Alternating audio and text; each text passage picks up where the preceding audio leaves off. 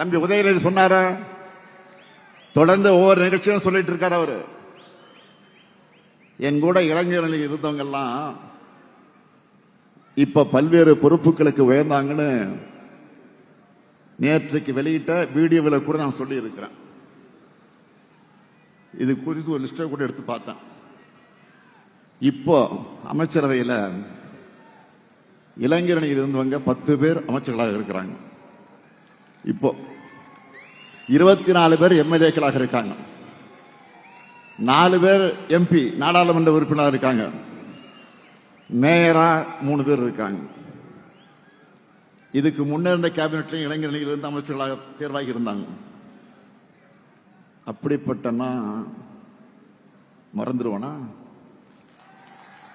என் மூத்த பிள்ளை இளைஞரணி சொன்னார தம்பி உதயநிதி, நீங்க உண்மையா உழைச்சா உங்களுக்கான வாய்ப்புகள் நிச்சயம் உங்களை தேடி வரும். உங்க சீனியர்ஸ் போல உங்க முன்னோடிகளை போல நீங்களும் உழைக்கணும். மூத்தோரை மதிச்சு இளையோரை அரவணைச்சு உடன்பிறப்புகள் ஒரு தாய் மக்களா அன்பு செலுத்துங்க. உங்க எல்லாருக்கும் என்னுடைய மனமார்ந்த பாராட்டுக்கள், வாழ்த்துக்கள். உழையுங்க.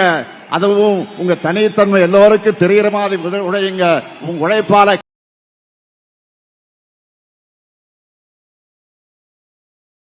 மாநிலத்தை உயர்த்துங்க.